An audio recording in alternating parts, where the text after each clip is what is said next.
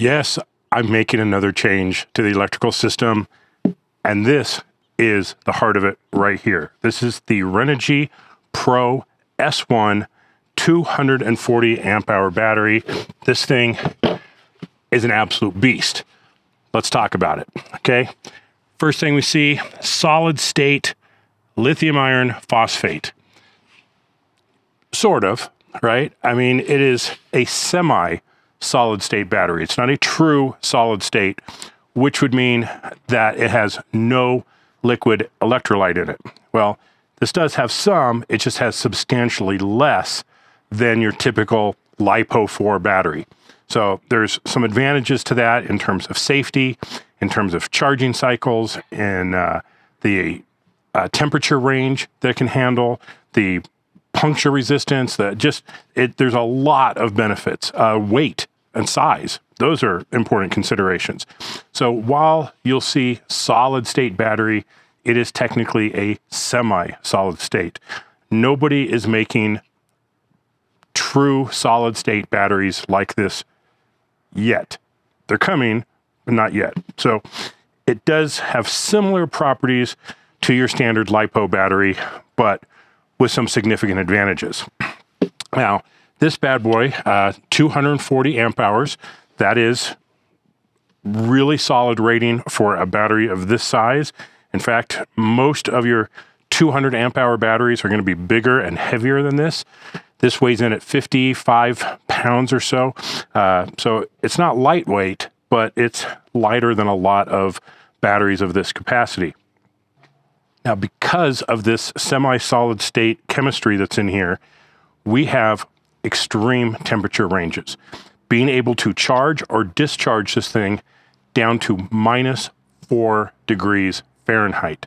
That is ridiculous. I mean, a lot of batteries, once they get to the freezing point, 32 degrees Fahrenheit, they're not going to take a charge. And if you try and charge them, you could actually damage them. So most of them have built-in protections to keep you from charging them when the temperature is too low.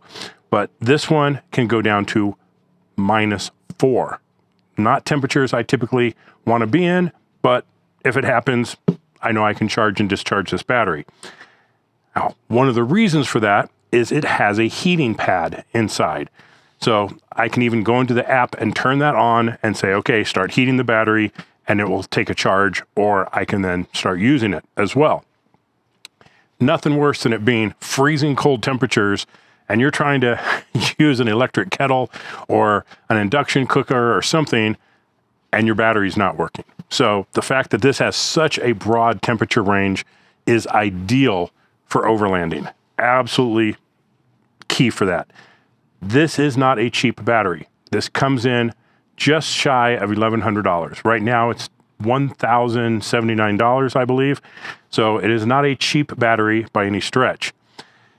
When you compare that to the battery that I currently have in the Gladiator, which is 314 amp hours, so it's quite a bit more power than this, and it's a little bit smaller, and it's half the price, you got to question, why would you spend almost $1,100 on a battery when you can get more capacity for less money? A couple of good reasons for that. One, this integrates completely with the Renogy One system, the Renogy Core products. So it has connectors on here to connect to the other systems or other batteries. It's part of a complete system. That temperature range, totally key. My other battery does not do that. If it gets too cold, I can look on the app and it'll say current or temperature or under temperature warning or over temperature warning, and it will not charge properly. I haven't had a problem with it discharging, being able to use it, but being able to put power into it just doesn't seem to want to work until it gets to about 40 degrees Fahrenheit. This guy will work. Now, for me, that's key, because if I'm using this overnight, I'm cooking dinner and I'm using my CPAP machine and I've got lights running and I'm powering a fridge and whatever other appliances I have. Maybe I'm recharging drone batteries and camera batteries.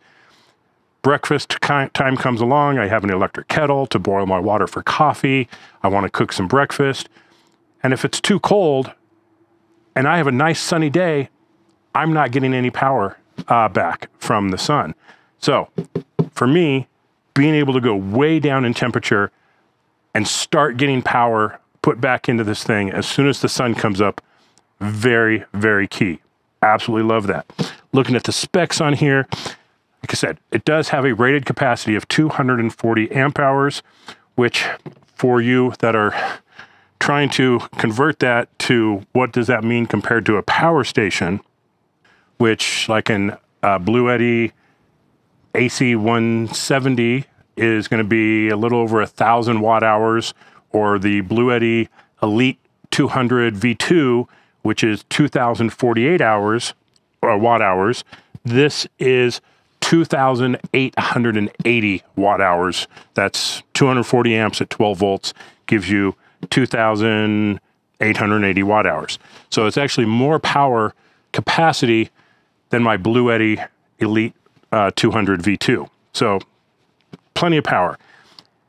Now I'm going down from 314 amp hours to 240 amp hours. How's that going to affect me? And in my real world testing of spending 30 days going to Alaska, spending 30 days down in Baja, seeing what people like Rich and Matt and other people are running in their rigs, 200 amp hours seems to be the sweet spot. You can get by with less, but you typically don't need any more. You know, I know people who run induction cooking and an air fryer and a fridge and an ice maker on a 150 amp hour battery. It really depends on how comfortable you are getting into low amounts of power left, and what are you doing? Are you driving every single day so that you can rely on your alternator charging to put it back in, or are you stationary and you rely on sunlight? Right now, cloud just went over the sun. My solar power would drop significantly.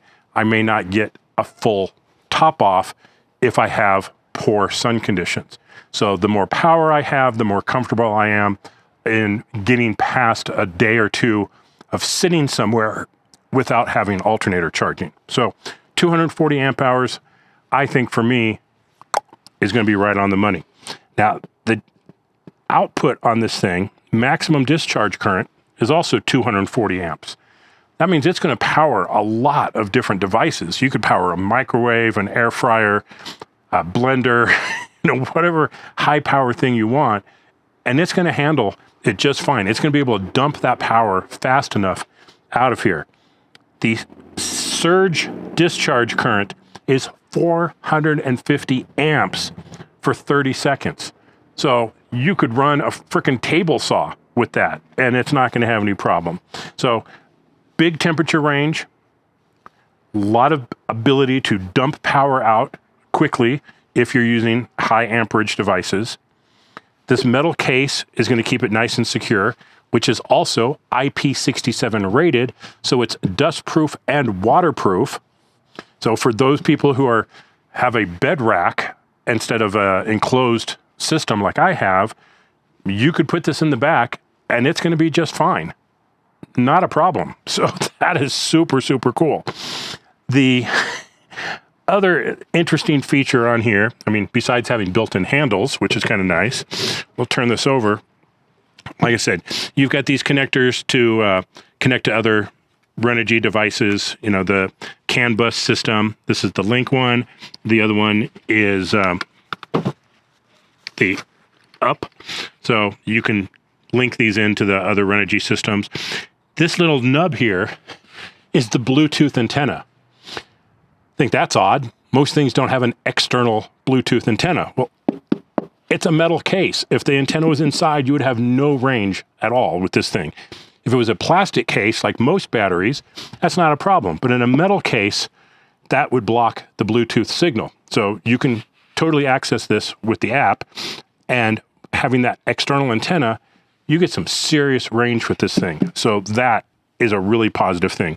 The terminals on here, super, super nice. Wish the screws were recessed in just a little bit more, but because they stand up nice, I don't think they're going to get in the way. And it comes with both short and long terminal bolts. And I'm probably going to use the long ones because I have my charger, my inverter, and other the MPPT controller and things stacked up on here, power output going to my switch panel. So I end up with a decent stack on here.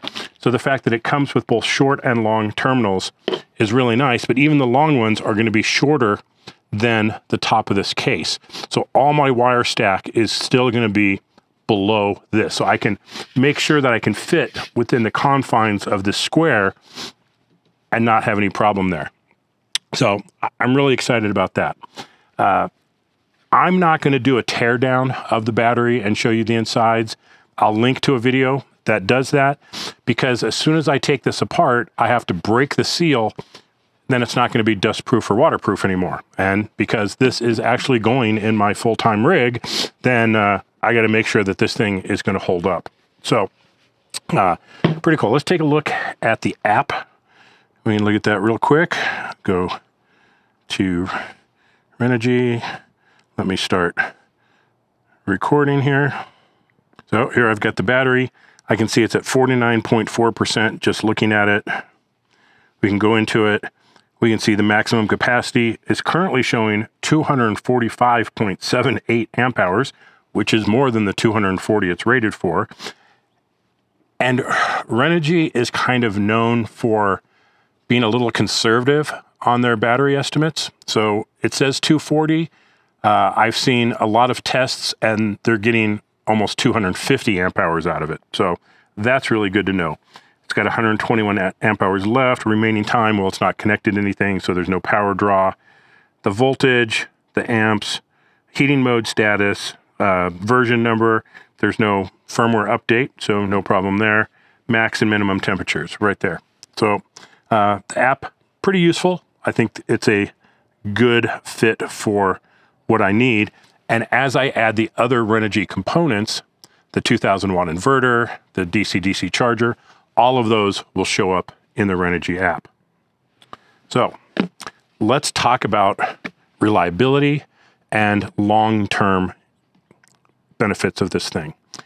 Now, if you buy a power station, Bluetti, Jackery, you name it, they're going to be rated for how many cycles you can charge them. And that's like 0 to 100%. How many times can you cycle that battery? And they're typically around 3,000. There's a few of them that say 4,000, but most of them are 3,000. This is 6,000 cycles. That is a tremendous amount. Now, keep in mind that's 80% depth of discharge, right? So if you're going from 100% to 0% all the time, that is going to shorten the length of the battery. But if you're keeping this thing above 20% charge and going from that 20% to 100%, you'll get 6,000 cycles out of this thing before you start seeing some diminished capacity in the storage, which will typically drop to about 80% of its maximum, and 80% of 250 is still plenty. So I'm not, again, too worried about that. That's going to last you many, many, many years. Think about how many times. Okay, we'll do some quick math here. 6,000 cycles divided by 365 days. You could go for 16 and a half years recharging this thing every single day. So this will probably outlive the vehicle that you're going to put it in. So there's that. And on top of that, it has a 7-year warranty, which is probably still longer than you're going to have the vehicle that you put this in. So this thing is built to last. Now, yes, I said I'm swapping out all the electronics in the Gladiator, and there's a number of reasons for that, but I'm not going to go into that in this video. You want to see that, make sure you subscribe so you don't miss that video. But I've had some different issues along the way with building a really, really solid, reliable electrical system in the Gladiator. And okay, Lucas, yes, you were there too. And this is going to be the core of that new platform. Now, Renogy did send me this stuff to put in the Gladiator. So thank you to Renogy for reaching out to me and offering this stuff to me. I really, really appreciate it. But I was going to swap anyway because of issues that I've had. And I'll discuss all those issues, the pros and cons of the different platforms I've used, and how I've got from where I started to where I'm at today to where I'm going. That'll all be covered in a future video. So right now, I want to talk about this battery, why I think this battery is important, why I think this chemistry is important. And this is maybe not this battery, but this technology going from semi-solid state and eventually into solid state batteries. That is the future of the battery technology that we're going to be using. We're still probably a few years away from a true solid state battery, but this transition from semi-solid state is absolutely huge. It's lighter, it's more energy dense, it's safer, you're not going to have thermal runaways, you're not going to have fires. It is a significant improvement in safety and performance over your typical lithium ion or your LiPo batteries that you would have in a power station, or most of the ones that you're going to buy from other companies. Renogy is always on the forefront of battery technology. So when we get to true solid state batteries, I'm sure they're going to be one of the first ones to have a product on the market. But given that this thing will probably outlast maybe even my life expectancy of overlanding, I don't think I'm going to have to change anytime in the near future. Now, this thing does come with some mounting brackets. There's 4 mounting brackets, so you can secure it in there. The screws to mount the brackets to the case. Some big, meaty metal screws to attach it to whatever. And I mentioned that you do have short and long terminal bolts and a user manual. Not much to the user manual besides telling you that this is negative, that's positive, and how to use the app, because it's a battery. There's not much to a battery. But is a battery that costs over $1,000 worth it? That's the question you have to ask. Like, is this for everybody? Nope. Not going to say it is, because it absolutely is not. Is it for your serious off-roaders, more overlanders, I should say, campers, van lifers, people who want a good amount of power that's going to be safer than the existing technologies that are on the market? It's going to be lighter, smaller, all that. Is that a benefit? And the temperature ranges that it can do, is that a benefit? Do you need that? Maybe if you're in a van that never gets below, 30 degrees, maybe you don't need something like this. But if you're in a camper like I have, the Dirtbox Overland Canopy, which if it's 20 degrees outside, it's 20 degrees inside of there, unless I have a diesel heater running, the ability to have this thing work is absolutely critical to me. I can't have a battery shut off in the middle of the night. I have a CPAP machine. That would be a very bad day for me to have that not work. I need it to be able to start taking power as soon as the sun comes up to replenish the power that's in here. So for me, this is a win. Would I personally spend $1,000 on this battery? Yeah, I would, because I want stuff that's safe and reliable, and it works when I need it to work. And that's the promise of the Pro S1 batteries. There's other batteries out there, I know, that are cheaper, but this one has self-heating, and this one has Bluetooth, and this one's got all those things, but they're not as safe as this battery. They're not going to take the impacts that this can take. They're not waterproof. They're not dustproof. They're just not built for that decade-long use that this guy is. So for me, this is going to be the heart of our new system. I can't wait to get everything installed. Just waiting for some body work to get done on the Gladiator that a tree came out of nowhere and just kicked the side of it. put a big scratch on the side of the door. So that's getting fixed right now. And when it gets back, we're swapping out all the electronics that are in there with the Renogy products. I'm super excited to be doing that. Really looking forward to having a system that I can trust 100%. And this battery is going to be the key to it. So thanks for watching, everybody. There's links down in the description on where to pick this guy up. And hope this was informative. If you like it, let me know. If you think that this is insane to spend this much money on a battery, let me know your thoughts. I'm curious to know what you think about this battery. Is it worth it for you? Do you think it's worth it for anybody? Let me know in the comments. Thanks for watching, everybody. Stay safe out there. We'll see you on the trails.